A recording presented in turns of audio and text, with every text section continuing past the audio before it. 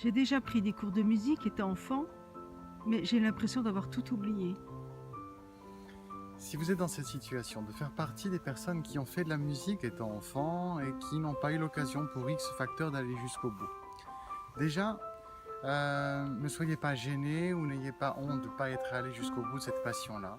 C'est le cas de beaucoup de personnes à qui j'enseigne et ça depuis 20 ans. Maintenant, il y a une chose, c'est que c'est même ça qui est une des raisons pour lesquelles j'ai fait cette formation.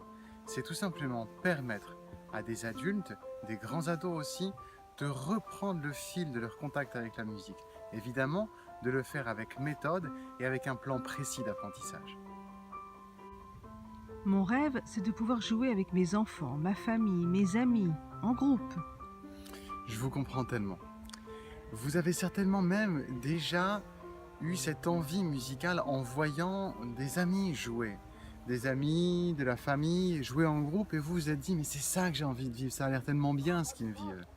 Mais pour l'instant, vous êtes à un stade où vous êtes seul avec vos morceaux, vous n'avez pas encore le niveau pour intégrer un groupe, ou vous imaginez que vous n'avez pas encore le niveau pour le faire. Et donc c'est une sorte de labeur pour l'instant de travailler vos morceaux, vos études, entre nous des méthodes d'un autre temps bien souvent, et puis vous vous dites mais c'est pas pour vivre ça que j'ai commencé la musique, c'est pas pour cette réalité-là que j'ai eu cette envie. Alors, ce que j'aimerais vous dire, c'est qu'évidemment, vivre la musique ensemble, c'est ça en fait, et ça va au-delà de jouer de la musique, c'est un art de vivre ensemble. Et je comprends que vous ayez envie de goûter ça. Évidemment, ça va être d'ailleurs l'objet de cette formation. C'est permettre de prendre du plaisir à jouer en groupe, d'ailleurs, avec et sans partition. Est-ce possible d'apprendre la musique quand on est un adulte? Oui, bien sûr que c'est possible. Mais souvent, ce qui se cache derrière cette inquiétude, c'est que l'adulte se dit que ça va être plus lent son apprentissage, que ça va être plus long. Et il y a comme une sorte de complexe d'infériorité vis-à-vis de l'enfant. Alors bien sûr, les enfants, ils ont une fraîcheur, une rapidité d'apprendre d'un certain plan. Mais l'adulte a une force, un actif incroyable dans son apprentissage, c'est sa volonté, sa détermination. Et donc, vous savez en fait pourquoi vous faites ça. Alors, ça va décupler l'efficacité de votre temps investi. 1 heure d'étude d'un adulte vaut tellement plus en termes d'acquisition de compétences qu'un enfant grâce à cette force qu'est la volonté. Je suis un débutant, autodidacte. Est-ce que votre méthode me concerne? Je comprends votre question et j'ai envie évidemment de vous dire oui, vous allez comprendre pourquoi. Si vous faites partie de ces personnes qui sont guidées par une grande envie d'apprendre, apprendre à jouer, à créer, à chanter la musique, vous allez évidemment ne pas savoir à un moment qui écouter.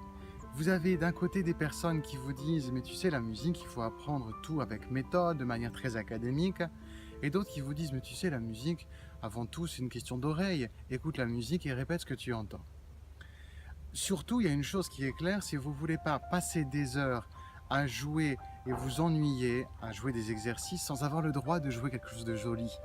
En même temps aussi vous voulez apprendre vite mais pas au prix de passer à côté des bases fondamentales les plus primordiales. Vous savez, je suis convaincu que l'apprentissage musical, il procède comme l'apprentissage d'une langue, comme un bain linguistique. Alors c'est sûr, être débutant, c'est comme arriver en terre inconnue. Vous arrivez dans un nouveau pays, vous écoutez des gens parler dans une langue que vous ne connaissez pas, que vous ne savez pas parler, que vous ne comprenez pas. C'est à la fois stimulant et paralysant. Et pourtant, c'est là que tout commence. Oui, en fait, que vous soyez débutant, autodidacte et même confirmé, vous allez être initié et invité à un voyage linguistique qui va régaler vos oreilles et vos doigts sur l'instrument. En fait, ce que vous allez vivre, c'est un saut quantique. Je ne progresse pas, malgré ma pratique régulière. Oui, bien sûr. S'investir, à jouer tous les jours, ou tout du moins très régulièrement, ne pas voir les progrès, et se mettre à culpabiliser du temps passé à la musique plutôt qu'avec la vie de famille, eh ben, c'est sujet souvent pour des personnes d'envie d'abandonner. Mais surtout, abandonnez pas. Pourquoi je vous dis ça? Parce que ce qui va faire la différence pour vous, c'est évidemment avoir une méthode d'apprentissage qui vous permet d'identifier les points à améliorer. Parce que ça n'a pas de sens de répéter les mêmes erreurs au même endroit de la mesure, parce que là, c'est le chemin tout tracé vers l'abandon. Alors, je vous propose d'avoir une vraie place pour le plaisir d'apprendre, en même temps qu'une méthode d'apprentissage, et vous verrez la vitesse avec laquelle vous allez progresser. Passer par la case jouer des gammes rébarbatives, est-ce une fatalité? Eh bien, j'aime bien votre question. Ça sent le vécu. Si vous avez déjà fait de la musique étant enfant, vous avez certainement en mémoire l'ennui et la frustration des heures passées à jouer des gammes ou des études rébarbatives, en fait sans comprendre pourquoi on vous demandait de les jouer. À ce stade-là, il y a deux types de profils. Ceux qui s'accrochent aux branches et qui tiennent le coup, ou ceux qui disent écoute, j'abandonne parce que j'ai pas assez de plaisir à jouer. Je propose une approche 2.0, une approche avec des jeux de notes, des jeux d'invention mélodique qui sont aussi efficaces que les gammes pour créer l'agilité des doigts sur votre instrument. Mais en bonus, ces jeux, ces parcours de notes, eh bien, ils permettent de s'amuser, de développer l'oreille ainsi que la compréhension du langage musical. Parce que ces 3 points, en fait, ils sont essentiels pour un apprentissage équilibré, efficace et avec le rendez-vous plaisir musical. Dans combien de temps vais-je savoir enfin déchiffrer? J'ai envie de vous dire très bientôt. Pourquoi je vous dis ça? Votre question déjà, c'est une des questions majeures que j'entends au quotidien. Vous savez, Jean-Sébastien Bach, il en a déjà très bien parlé. Il me disait avec son humour de l'époque, vous savez, la musique c'est très simple. Il suffit de jouer la bonne note au bon moment avec le bon doigt. Bon, ça en jette, n'est-ce pas? En fait, souvent quand on démarre ou qu'on redémarre la musique, c'est déjà avec un sentiment d'impatience parce qu'on a envie de rattraper le temps perdu pour goûter ou regoûter à ce plaisir de jouer des morceaux. Parce que si c'est lent, c'est quand même frustrant de buter sur chaque mesure, à chaque changement de rythme, à chaque saut de note. Alors il faut prendre les choses en main. L'envie et la régularité seront évidemment des facteurs clés pour vous faire progresser et arriver vite à cette fierté, ce contentement de déchiffrer les partitions. D'autre part, clairement, il faudra une méthode précise et efficace qui saura vous mener d'un point A à un point B, d'un point B à un point C et ainsi de suite, en solidifiant le sens du rythme et l'anticipation de la lecture de notes. Vous savez que c'est 2 facteurs clés pour tout ça. Aussi, vous allez voir très vite vos mains en adéquation avec ce que vous lisez sur la partition. Vous allez être initié à un langage qui reste un mystère, il faut le savoir, pour beaucoup de monde. Il va devenir votre compétence. Vous savez, la magie de ça, c'est que vous allez devenir ce pont entre le message codé de la partition et vos oreilles. Imaginez, vous allez être comme un déchiffreur, un port USB ambulant. Déchiffrer, c'est ça. Vous êtes le contact entre la partition et le son que les personnes vont entendre, ce qui fait que vous branchez votre regard tel un port USB, vos mains transcrivent ce que vous voyez, et la sono, c'est vous. Vous êtes un transmetteur de ce message codé qu'est la musique. C'est ça déchiffrer, et vous allez l'apprendre très vite. Il n'y a pas de place pour moi au conservatoire. Oui, ça c'est un des mails les plus fréquents qu'on reçoit. Les personnes me disent, voilà, j'ai ce rêve de faire de la musique, mais écoutez, j'ai pas encore réussi à rentrer au conservatoire, je suis sur liste d'attente, et les personnes se retrouvent un peu sur le quai de la gare. Et en effet, c'est un état de fait dans la francophonie au sens large. Eh bien, quelquefois, les conservatoires, c'est un sujet de frustration, de déception pour des adultes qui n'ont pas réussi à trouver leur place, qui sont sur liste d'attente. Alors, c'est un des buts de ma formation, parce que malgré tout, oui, il est possible d'apprendre de manière vivante, efficace, avec une approche professionnelle, à devenir un musicien épanoui. Et c'est précisément le but de cette formation. Permettre aux adultes qui sont laissés pour compte d'avoir leur place dans ce magnifique univers qu'est la musique. Déchiffrer les partitions, c'est ma hantise. Oui, c'est clairement frustrant de se retrouver devant une nouvelle partition. Vous venez d'apprendre à jouer un beau morceau, vous êtes fier de l'avoir joué, et ça y est, bam, vous repartez, avec le sentiment de repartir de zéro. Et là, vous êtes devant un morceau que vous avez découvert, vous l'avez entendu sur YouTube, vous rêvez de pouvoir le jouer, et voilà, c'est comme si vous étiez devant le meilleur pâtissier du monde, vous êtes devant la vitrine, et vous n'avez pas le droit de rentrer dans le magasin. Alors, vous savez, c'est une des choses qui me passionne, c'est transmettre ces compétences de savoir lire la musique et savoir la déchiffrer pour être autonome. C'est la fierté que vivent les personnes à qui j'enseigne et c'est ma passion de vous transmettre cette compétence. J'ai du mal à sentir la pulsation, le rythme. Ok, vous faites partie de ces personnes qui ne sont pas à leur aise avec le rythme. Ça fait que vous êtes souvent décalé de la pulsation, vous êtes à contre-temps et entre nous c'est bien embêtant quand vous jouez en groupe. Parce qu'en groupe, vous sentez que quand on reprend, 2 fois sur 3, c'est à cause de vous. Et quelquefois, quand en plus de ça vous êtes la risée des collègues de manière totale ou alors sous-entendue, c'est frustrant et entre nous c'est la voie toute tracée vers l'abandon.